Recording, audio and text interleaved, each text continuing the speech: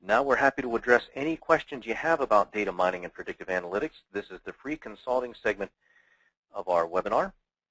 Open access to gurus Tony and Scott. We do have great questions coming in now, but there's still room for a few more, so just enter your questions into the text field of the webinar panel, and I'll be pleased to read them aloud for Tony, Scott, or myself to respond.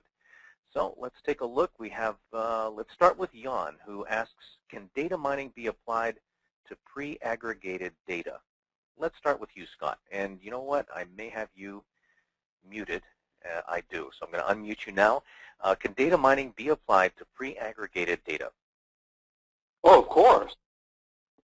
Can you hear me? Yep, we got you. Okay. The answer is of course. As a matter of fact, much of the time we work without aggregated data, and quite often we work with both aggregated data and non-aggregated data. For example, in a lot of the models I'll build that are consumer-based, we may have maybe targeting consumers, and we'll have individual attributes, and those individual attributes will be compared to geographic attributes, which are more of an aggregate, and so that we can discern differences in individuals within a neighborhood. Very good. Tony, you know what, before you respond, I'll say that we had a slide at the opening that did give a warning. It said it cautioned people not to drink and derive because it can become aggregating. With that hot potato, I'll toss it over to you. Yeah, you would give me that to start with. It's actually a very good question. Typically, we build a data sandbox and ultimately end up with a blend of both aggregated and unaggregated data. I'm going to suggest that most of the time your data is not stored in your data warehouse in a format that's appropriate for the type of question you're actually trying to answer, which is the reason we do a lot of the aggregations, the various data transformations, the various data representation schemes. It's not so much that there's a problem with the original data as much as it's just typically not in the right format, and twisting it in mathematical space appropriately allows us to come up with more appropriate information content that better answers our questions. But yes, it is possible to get started with pre-aggregated data. Very good. Thank you both. A follow-up question is, where to go? Being new to data mining, can someone take your second course without having taken the first one? Now, this question came in prior to my last slide, but you may have seen where, indeed, they are two different orientations.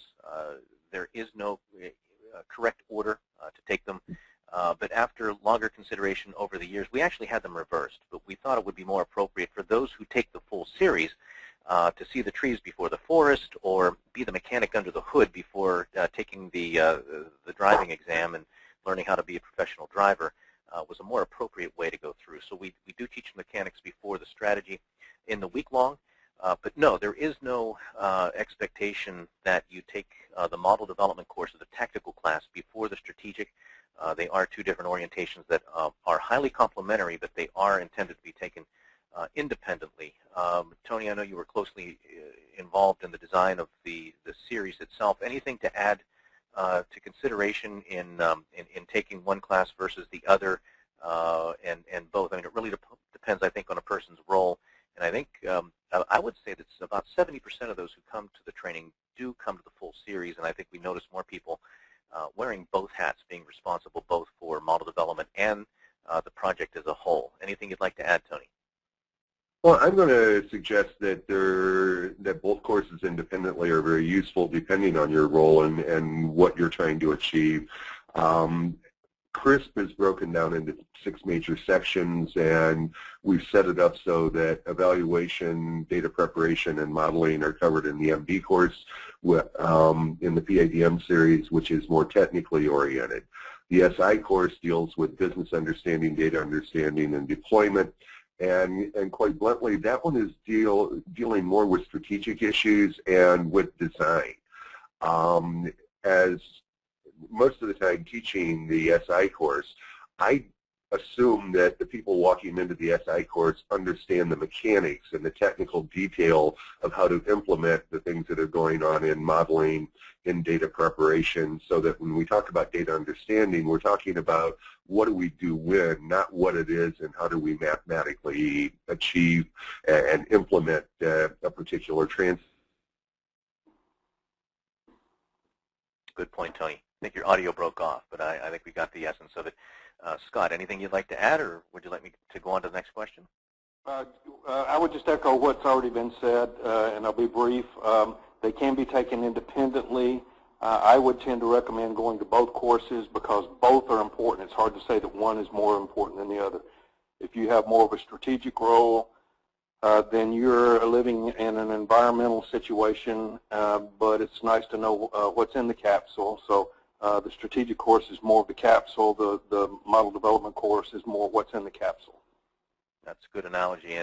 And by all means, anybody that can come to both, that's recommended because we teach the full CRISP process that we talked about earlier in the presentation, all 6 phases. 3 of them are represented in the model development course. The other 3 are in the strategic implementation.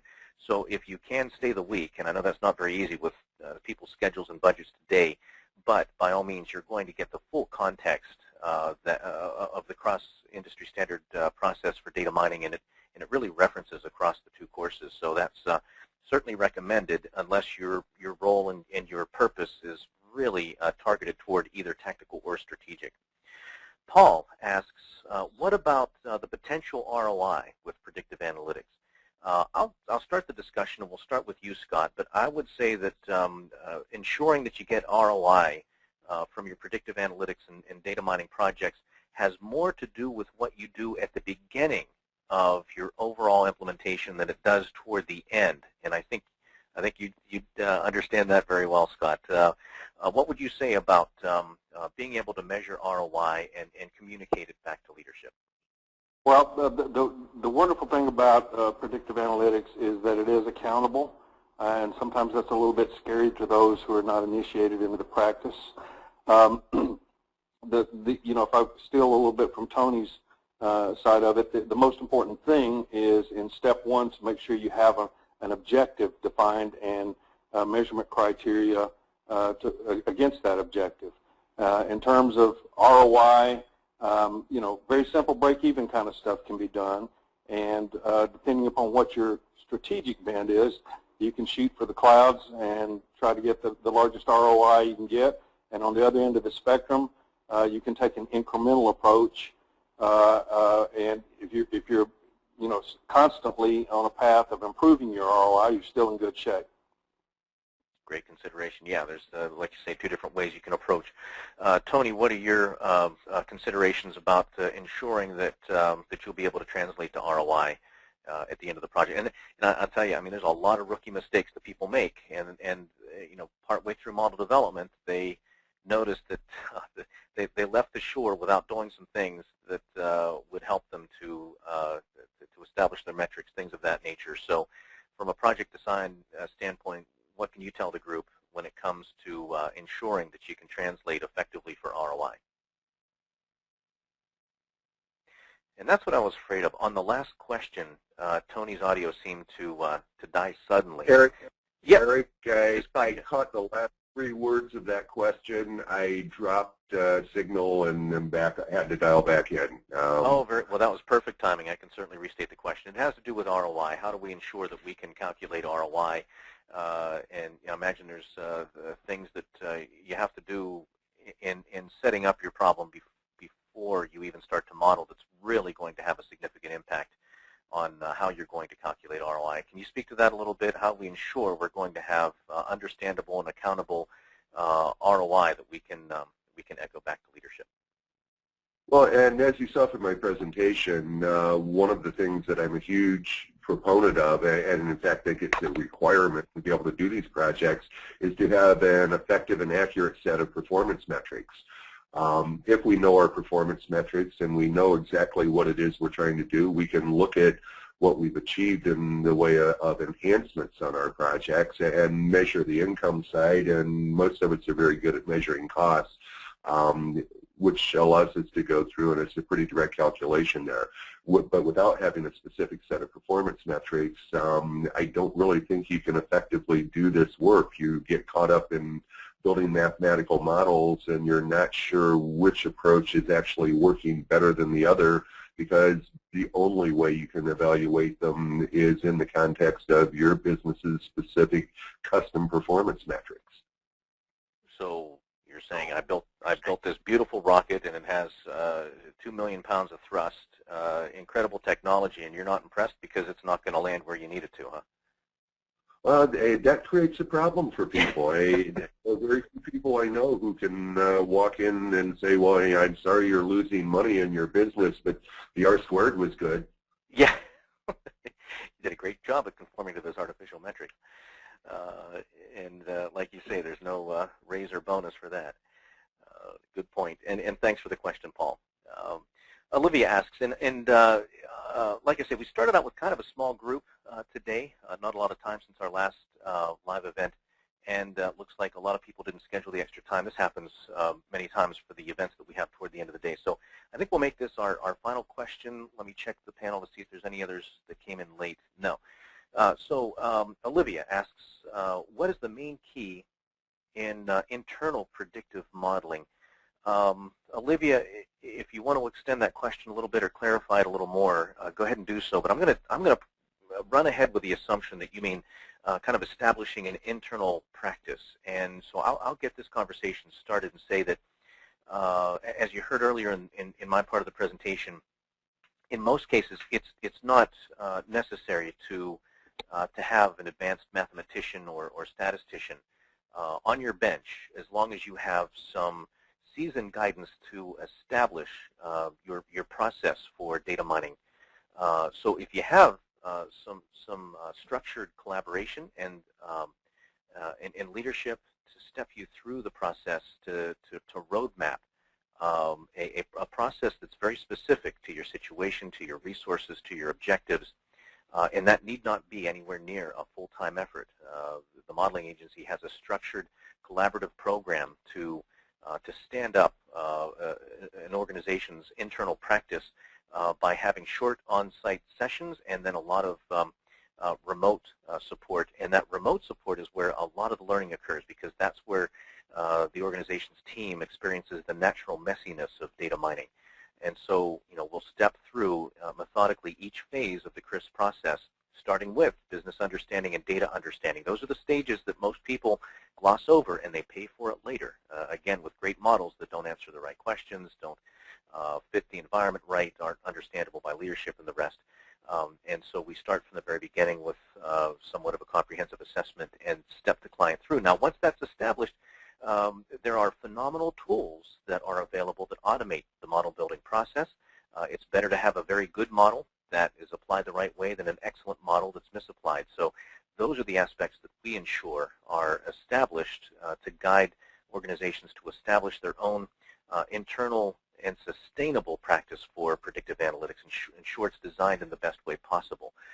So that's what I'll presume you intended for, what's the main key in internal predictive modeling, and that is sound strategy. Everyone is so anxious to get to the data and the tool, and that's fine for stage 4 or chapter 4, but not until then. And there's ways even to tease out some early results, as Scott was mentioning, in an incremental way to look where the promise is. And if it's not there, we can redirect quickly to start looking at where the greatest opportunity is, so that we can exploit it when we get to the core modeling phase. So that's my take on how to approach internal predictive modeling, if that's what you meant by internal. Scott, is there anything you'd like to add when it comes to an organization that does not want to outsource, and they shouldn't outsource their predictive modeling initiatives? Well, I think I would echo much of what you said. If I were to summarize it, I would say that unknown, contrary to what a lot of people believe, it's not the button pushing that's the most important thing. The answer to that question would be more of a strategic type of thing. If you're getting your practice started, it's best to have a champion.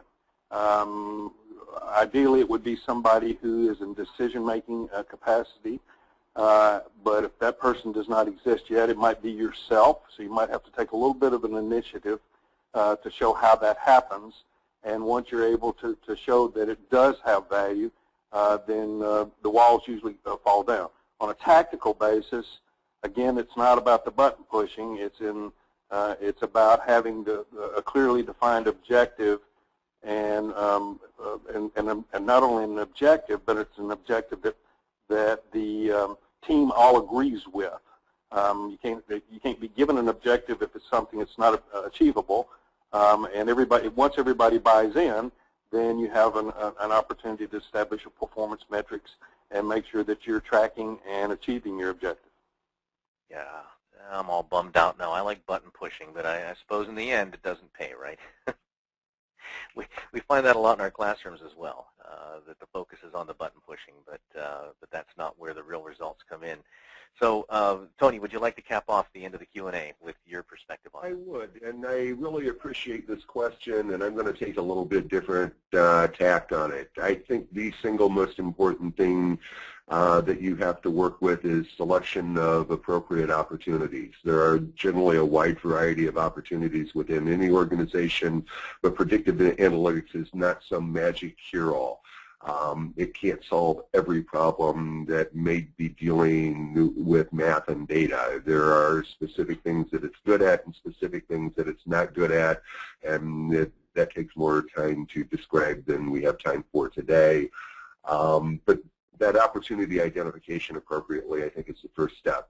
The next step is where I think most organizations fail. We have some very, very, very talented people on the technical side, and these are business problems. We use data, we use math, we use technology, but we're solving business problems, and we try throwing too much at the business managers who don't even know how to ask correctly for what they need in the context of this environment. You need to bring your business users up to speed quickly so that they can ask the right questions, understand what it is you're capable of doing, what you're not capable of doing, and walk them through the problem. We're spending far, far too much time trying to give Ferraris and Lamborghinis and Maseratis to people who are learning to drive. Those are great points, and I know you experienced that quite a bit, being at the helm of so many training courses. So hopefully that advice, and we spend so much of our time, I think, just shifting mindsets, and it's a very productive purpose to do so, is to shift that mindset, and that's what we're looking to do on our data mining courses. I know so many people, when they think of data mining courses, they envision learning about neural nets and decision trees and genetic algorithms and different forms of regression, and that's one core part of it, but it's really the mind shift of how to orient the problems and set up the projects in a way that's going to be meaningful for the organization. So thanks for those great points, but at about a quarter after the hour, we're going to draw this event to a close. I'd certainly like to thank our attendees today for your sustained interest and your active participation, particularly in the polling, as well as Scott and Tony for their great segments and the Q&A contributions. We'll follow up with an email shortly with some resources and suggestions that will hopefully be useful to you. From there, we'll hope you'll offer permission for us to stay in touch through the Modeling Agency's newsletter and consider joining us at a public training event soon. Now, recall that the Denver event's early bird time frame just expired yesterday, but I'll extend it through next Monday, the 20th, so that you can still secure the 10% early bird discount or the $100 Visa gift card for the June 24th through 28th event, and the very early 20% very early bird discount or the $200 Visa gift card time frame runs through May 27th. That's a Monday for the August 5th to the 9th production in the Bay Area, specifically at the Fairmont Hotel in San Jose.